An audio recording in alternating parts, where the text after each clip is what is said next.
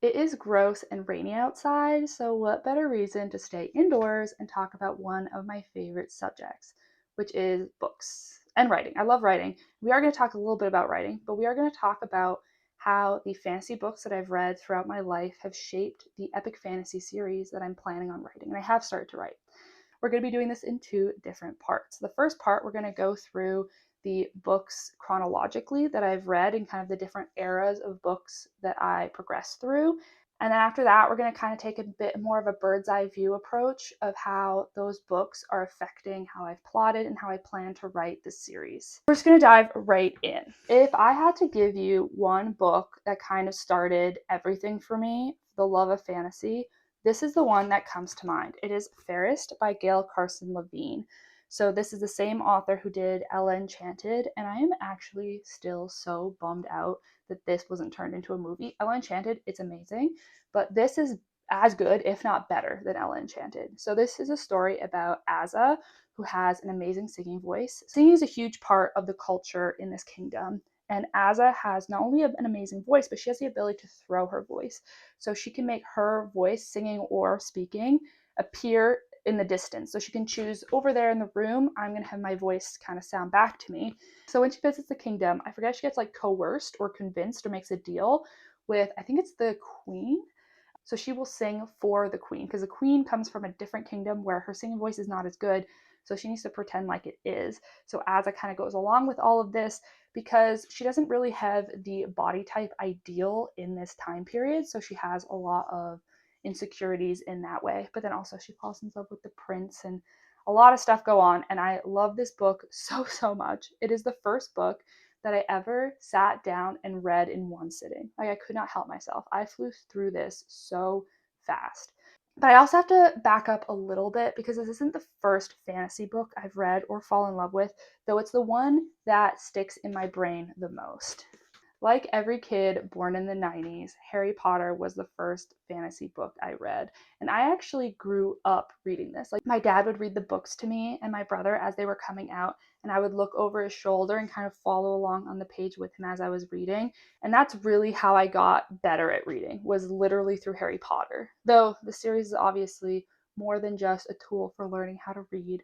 The world building is amazing, the characters are amazing, but one thing I didn't appreciate when I was a kid that I really have grown to on rereads as I get older are the mysteries. But when I was a kid, I was like reading a fantasy book, so I didn't think a fantasy book could be a mystery book. Fantasy wasn't the only thing I was reading. I was also reading a ton of other genres. I love so many different books, and I was a huge Nancy Drew fan. So when I was reading a Nancy Drew, I was like, ah, yes, there's the mystery. The last thing I want to mention about Harry Potter, because I'm sure everyone watching this, you know what Harry Potter is I really liked the magic in Harry Potter because I feel like there were some restrictions, but there was also a lot of like whimsy of things that are maybe a little bit more unexplained, things that are a little bit softer. And that's a theme that's going to show up in a lot of the fantasy I've read because I like hard magic systems where there's specific rules and the rules never get bent. And then other magic systems where nothing's really explained, things just happen, because that almost feels like more magical, that it's like beyond a little bit our comprehension. And so I'll read both and I love both, but I really have gone back and forth about which one I prefer to write. So we'll discuss that later. I am so grateful for the timing of when I grew up because I think I was prime for the era of Twilight. Love it or hate it, Twilight has had an insane impact on the world, on the reading community.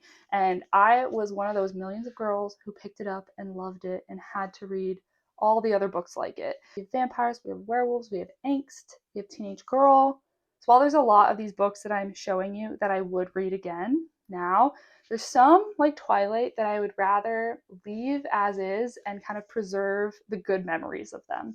So from here, I loved werewolves, I love vampires, so I sought out a lot of those books. Vampire craze, two of the standouts for me are The Vampire Diaries by L.J. Smith, as well as her Night World series. Honestly, if I'm bringing up an author, you can kind of assume that I've read most of their other books as well. But love this, though it's very different from the TV show, the Vampire Diaries TV show, I will say. And I think I kind of like the show a little bit better. And we've also got Vampire Academy, which is a world with a bunch of other types of vampires. There's a vampire species, I guess, that's like more in charge, and then there's like another vampire species that are like the warriors, which is what the main character is a part of, and there's also the really bad vampires that do the like blood sucking and killing of humans. So good. Also, from the werewolf side of things, I really love the Nightshade. I think this is the first book, Nightshade series, but Andrea Kremer books. The girl's from one werewolf pack, and then she has like a love triangle between a guy who's from a different werewolf pack and a human. So on the fairy side of things, we've also got Tithe by Holly Black. So I think this is a girl who gets drawn into the Fae power struggle, maybe learns that she's not quite human actually. And then we have, of course, Sarah J. Maas, A Court of Thorns and Roses, as well as the Throne of Glass series. Of course, I ate this up in high school. I also was super into Maximum Ride series. This is by James Patterson, who has written so many books, I think, at this point. But this is a series about a girl named Max who is part of an experiment. So her and a bunch of other kids were like grown in this lab, so they actually have like big bird wings and they can fly, and they escape from the lab, and then basically they're just being hunted for most of the books in this series. One of the highest peaks of this era, for me at least, was Cassandra Clare and the Mortal Instruments. I can tell you how many times I reread this book growing up, and not even the whole book. Like, I would just go in and read like my favorite scenes. So this series takes place in a world where there are real demons, and the Shadow Hunters are people that have, I think, a little bit of like angel blood, and they kill the demons and keep it secret from humans. The main character, Clary Frey, gets pulled into that world. She learns that actually maybe she has more to do with that world than she thought, and she learns to be a demon hunter, and it's a great time. So if you know anything about these types of paranormal books, you know, one of the main draws is the angsty romance. And that is something to this day that I still love about fantasy, are books that have these relationships that feel still kind of grounded in humanity, where you have messy relationships between characters that aren't quite perfect as they're just trying to figure it out. And who doesn't love a happily ever after? So that is definitely one of the things that I've pulled away from this era of my reading. But then I was also getting into Game of Thrones because I love the TV show. I think I watched 3 seasons of the TV show, and maybe like the fourth one still had to come out. And I really want to know what happened. And at that point, the books were ahead of the TV show, so I had to start reading them. And I remember these books being so daunting to me because so much is going on. There's so many characters. So I was so grateful to have watched the show first, because I feel like it helped me stay a lot more clear about what was going on in the books. There was something about the characters written in Game of Thrones that really caught me. I loved Game of Thrones so, so much, though I had my more favorite and least favorite characters. But I feel like this is what really made me interested in trying to seek out a lot more of these grand fantasy books. And so I also got into, around that time, Brandon Sanderson. I think it's been pitched as in like if the ultimate bad guy had won, and so this is the aftermath of that. So like if Voldemort from Harry Potter had won and taken over and kind of created his own world, and then within that world there's a bunch of people that want to do a heist. So I think that's where the first one kicks off. Honestly, I should reread this. It's been a while. Love Mistborn. I love Brandon Sanderson. He has now become one of my favorite authors. So I've read everything that he's ever written, and I love all of these books. What I really appreciate about Brandon Sanderson is he has a lot more of that like strict magic system, but he uses it in such interesting ways. So first he'll introduce you to like the rules of what the magic are, and then he'll come up with really interesting and clever ways to use that magic in ways you didn't expect within the rules you've already been taught. He also has incredible character arcs. He has incredible twists in his books. So honestly, the way he plots and the way he structures his stories are super inspiring. Before we dive into more of the like super hardcore fantasy, I did want to give a shout out to Outlander. Because Outlander, I think, is more of like a historical romance series, but there is a little bit of magic involved. So a woman named Claire, who was a former combat nurse during the Second World War, gets transported back into the mid 1700s in Scotland, and she falls in love with a Scottish guy, and this is an incredibly long series. I feel like I've read maybe like 8 or 9 of them, but then I kind of lost track because the author takes, I think, 3 or 4 years between books, which these books are chunky, so it makes sense that it takes that long, but I think I just lost track of it and then just like didn't keep going. Also love the TV show. But one thing I really appreciated about this was how atmospheric these books are. I feel like Diana Gabaldon might have been like a historian of some kind, and you can clearly tell that she put in a lot of time to research the era. So for that alone, I really wanted to mention it because when I think about creating worlds, but also giving them life on the page, this is one of the books that I think about as doing that incredibly well. So if you can believe it, that's where I was at kind of end of high school. I did so much reading. I had read so many books, but I had one in my sights. I had a series I'd always wanted to read, but it just felt so daunting. So I gave myself the challenge to finish this series during my bachelor's degree, and that was The Eye of the World. So I think this series has 13 or 14 books. It's by Robert Jordan, though he passed away before finishing the series. So it's actually Brandon Sanderson of Mistborn who ended up finishing it. And I think I only partly knew that, so I can't exactly remember what my primary reason for wanting to read this series was, other than this being an incredibly huge, popular series, or also maybe wanting to read all of Brandon Sanderson's books, so I need to get there.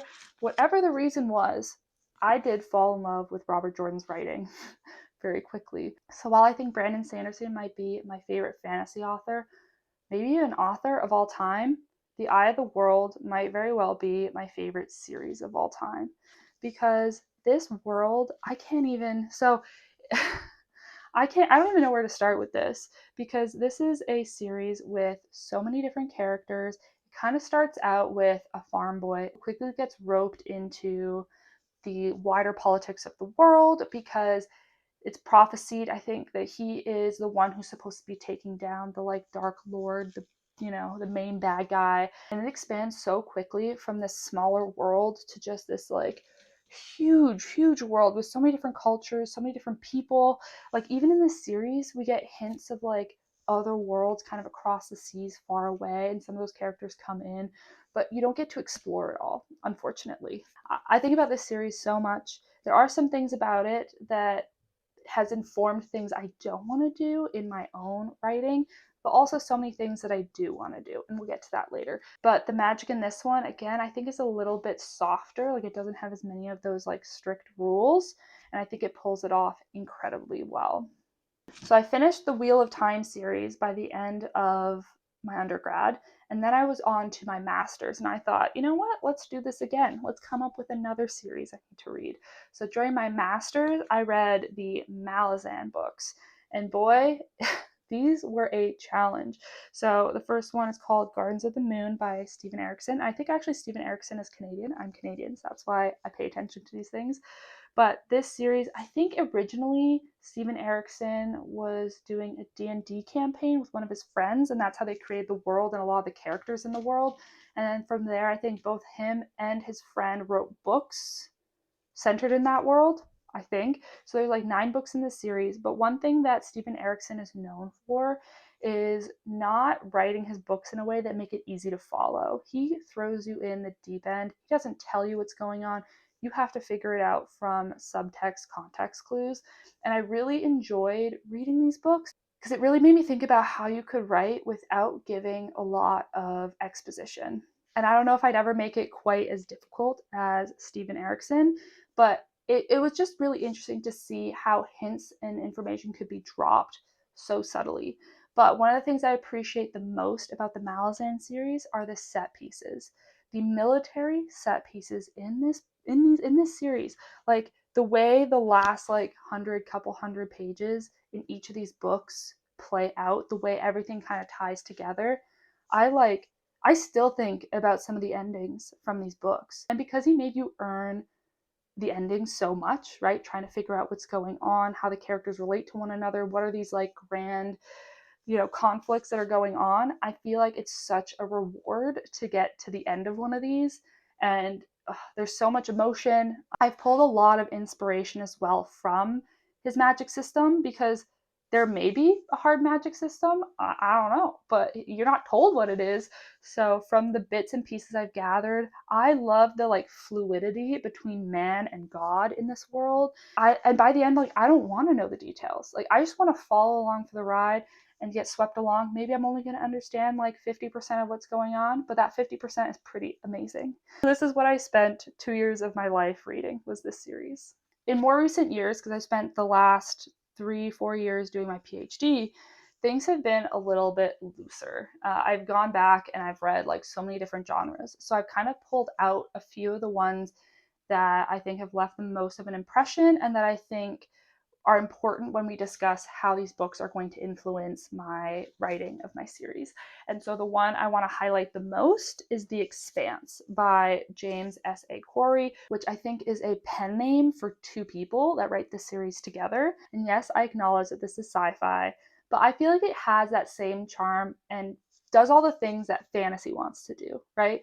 Like not that sci-fi or fantasy one is better than the other, but it kind of like has more of that like space opera feel of like a Star Wars, right? I'm really hesitant about sharing too much about this series because I don't want to spoil things that happen later on. This series is incredible. I loved every single book, and out of every series and every book I've ever read, I'm pulling the most from this in terms of structure of how I'm going to be structuring my own epic fantasy. And I'll explain when we get into that section. But I do want to say that the world building in this series is incredible because right now there's a lot of human political conflict. So there's people living on Earth. There's also people living on Mars that have kind of separated themselves from Earth. So there's contention between the two because Mars it's not like terraformed in a way that you can just like walk on the surface no problem. Like they live below ground, but they have an incredibly strong military. So that kind of keeps Earth at bay a little bit. Then you've also got people who kind of live in like the asteroid belt area. So those people tend to be like poorer. They live on a very dangerous side of society because they're super reliant on their ships or whatever to keep them alive. They're super reliant on water, on oxygen, all of those things. And as well because they live outside of the gravity well, I think is like what they call being on Earth. And then even on Mars, you're not necessarily like under the same gravity. It means that your body develops differently. So people from the outer asteroid belt, I think they have like tend to have like larger heads, they're taller, they're like skinnier just because like gravity hasn't, pulled them down. So if you grew up in the belt, if you try to go to Earth, it's incredibly painful because you're just like not used to like the gravity. And even people that grew up and live on Mars their entire lives, when they actually go to Earth, they also struggle with a lot of pain.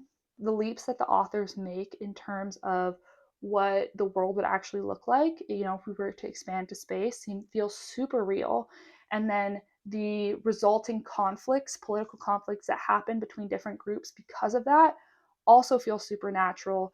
And the characters are just like super great. And I really, really enjoyed this. And we'll come back to this in the second part of this video. My next shout out is actually also not technically a fantasy. That's Pillars of the Earth by Ken Follett, which is historical. And this one is maybe a little bit harder to see why I put on this list because it is about basically a bunch of people that live in this, I don't even know what you call it, a town, village? No, I think town. It centers a lot around the building of this cathedral. So there's the guy who's building it, as well as some of his family members, as well as other community members. And what is so incredible in this book, I think, is the integration of religion. So many fantasy books, right, take place in medieval times. And obviously, in those times, religion is a huge factor in people's lives. And I feel like that can sometimes get lost in the fantasy of it all. Even though religion is a huge part of daily life for people who live in that kind of a situation, that kind of an era, because you don't really have the science and other things to explain the world around you. And as human beings, I feel like, we're always looking for answers for reasons. And so even though this isn't fantasy, I feel like this is a really good reminder of how much a religion or a belief system of any kind can really seep into the everyday life. Like obviously when you're writing, you don't want to distract from the main plot.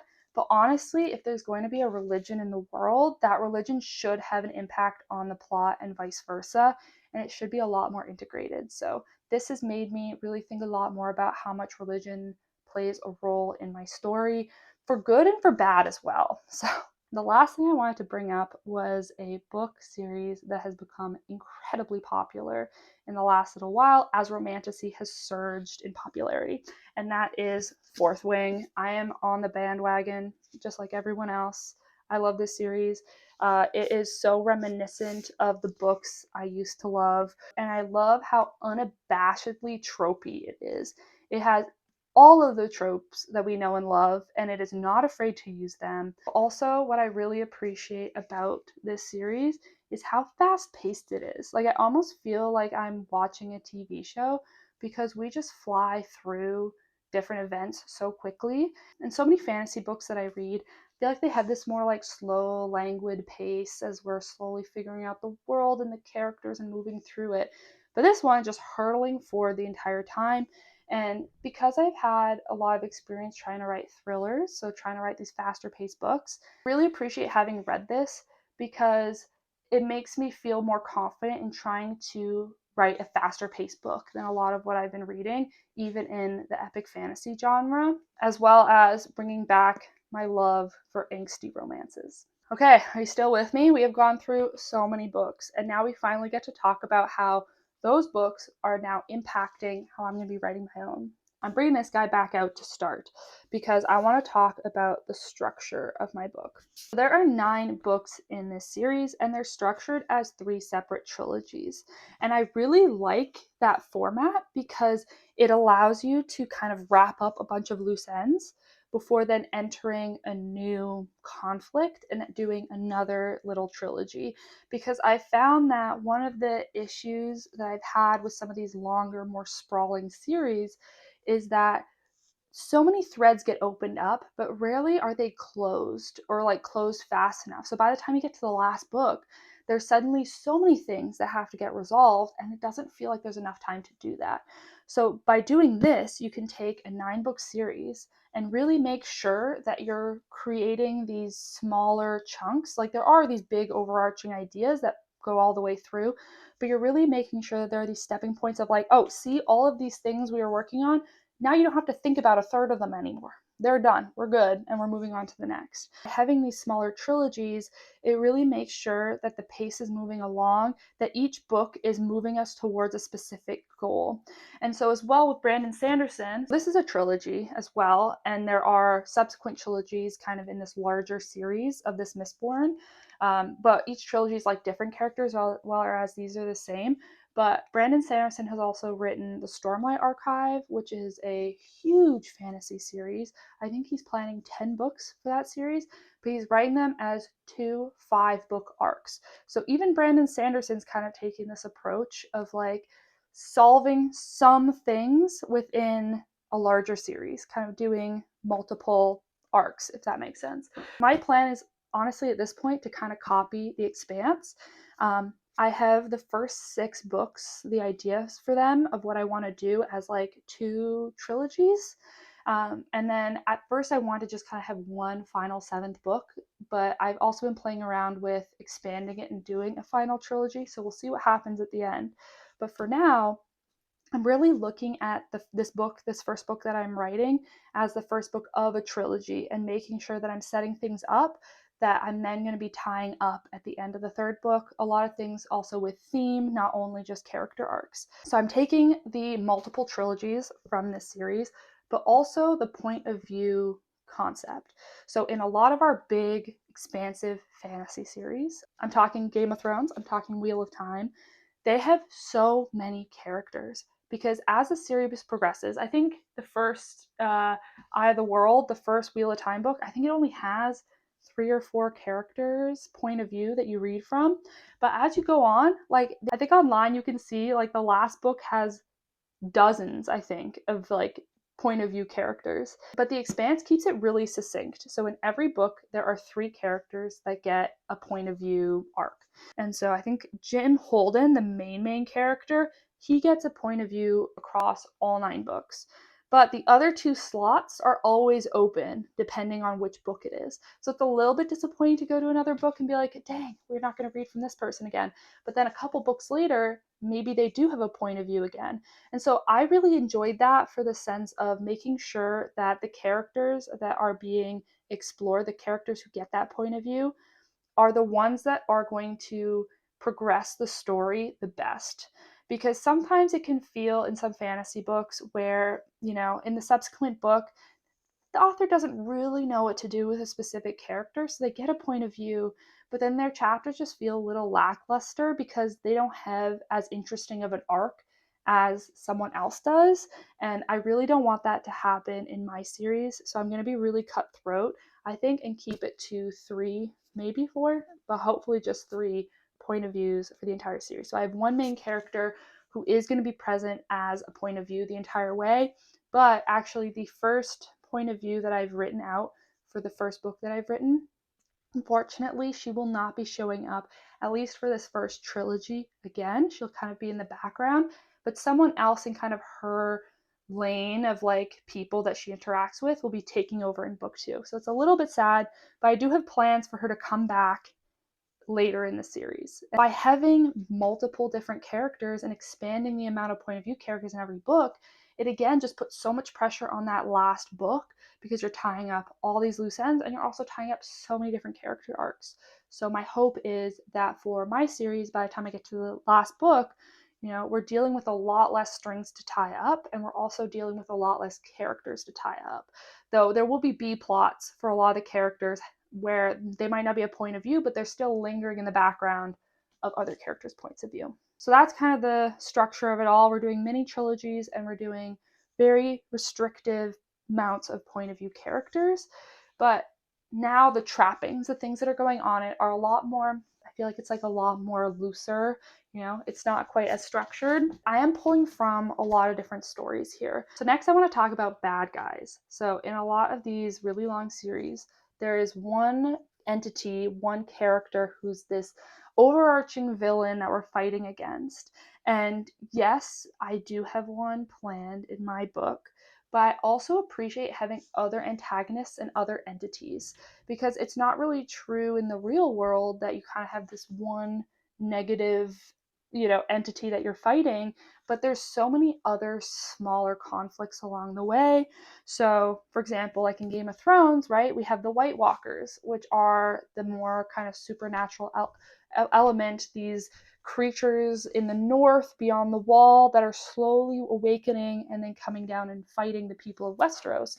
But then you also have other political conflicts, other groups, other characters fighting amongst themselves. So that's kind of the vibe that I'm going for. Like even in The Eye of the World, where we have our one bad guy that we're gonna have the showdown between the poor farm boy Rand and this horrible evil dude at the end, there's still a lot of other groups that are still causing a lot of ruckus along the way. But I'm ultimately going to be super clear about like, this is the one entity that when they get defeated, when we fight them, that's the conclusion of the series. Because or else I feel like if you just have these smaller things coming in and out, it feels like it could just go on forever. So I do have that one conclusive bad guy, but a lot of other smaller bad guys along the way. We're going back to Steven Erikson and the Malazan series because one thing that I am planning in my story, not to get into too many spoilers, is this loose idea of what magic really means. Because I've been debating a lot of like, do I want these strict magic systems? Do I want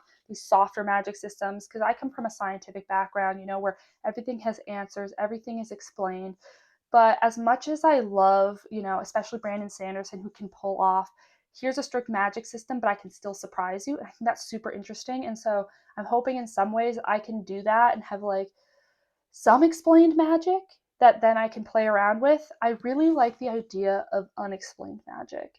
Not to have like the deus ex machina of having things just like work out from outside things that we didn't know about. Like I want to have explained, like the magic has to be explained for me to feel comfortable using it to resolve a book.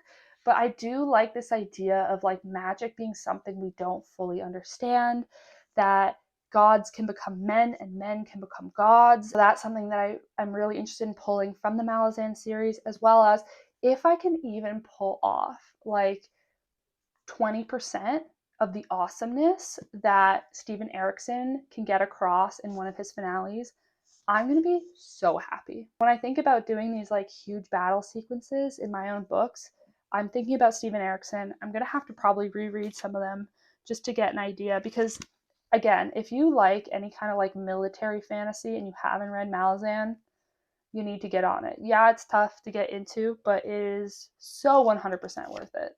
So then we talked as well about Ken Follett and trying to integrate a lot more of religion and just that historical feeling into the book. So having a really strong sense of place, having a really strong sense of like, religion not just being a little spice you're putting into the book, but actually having a huge impact on the characters and on the plot itself. So I have some, I think, pretty good ideas for this, but I don't want to say too much now and spoil anything. So we're just going to leave that be. But rest assured, religion, especially religion as it pertains to magic, is going to have a huge impact in my series. While I think Brandon Sanderson is an amazing author and I love his books so much, I feel like the content of what he writes and what he focuses on and how he writes is not exactly what I want to go off of. There are things that I really appreciate in his books. I really like his writing style. I feel like it's super clear. And there are a lot of like beautiful, like lyrical fantasy authors. Brandon Sanderson is not like that. And also, I'm not really like that either. Like, I want my writing to be super clear and it's there. It's there to tell you the story, but it's not doing a lot of heavy lifting. You're not reading my books for my writing, if that makes sense. You're reading it for the stories, for the character, all of that. But one thing I really hope to pull off as well as Brandon Sanderson is plot twists, because his plot twists are incredible. I think he writes mysteries super well, and especially having had some experience now trying to write thrillers, I like the idea of trying to pull in that aspect, especially because if you go all the way back to the beginning with Harry Potter, I love the mysteries in Harry Potter. I love bringing in elements of other genres and kind of slipping them into fantasy and having them work in your favor without the whole story being, let's solve a murder mystery kind of a thing. Even though there is a pretty, one of the 3 point of view arcs in my first book is a pretty strong mystery. So maybe I take that back a little bit. And the last thing that I want to bring up is I do not want to forget my absolute love for romantasy, whether it is Fourth Wing from more recent years or any of the other books I discussed from early years, because I am a sucker for romance. I'm a sucker for angst, for the drama. So I don't know how far I'm going to get in my books. I don't know if I'll ever write true spice because I don't know if that's me or what I enjoy doing, but I do love to write drama. I do love to write romance. I love to be able to give my characters a little bit of that like forbidden angst romance throughout their stories as well. Okay, so that's all I have for you. We've been chatting for a while. I would love to know if you have any recommendations for me on any fantasy books you think I should read, whether they're just really fun or if you think that they would change my perspective perhaps on how I want to write my own series. But I have read so many more fantasy books than what I've shown today. I couldn't sit here for like at the hours it would take to go through them all. But these are a lot of the ones that I feel really shaped what I want out of my own story. And even though I'm not necessarily taking everything from every book, a lot of that is more my personal writing taste, even though I love reading those types of stories, don't get me wrong. It's just what I have slowly shaped as what I want to do for this specific series as well. Like, who knows in the future if I come up with another idea for another series or another fantasy book, it's not necessarily going to be with this exact formula. It's time for me to get back to actually writing this thing. So thanks for hanging out with me this long, and I'll see you in another video.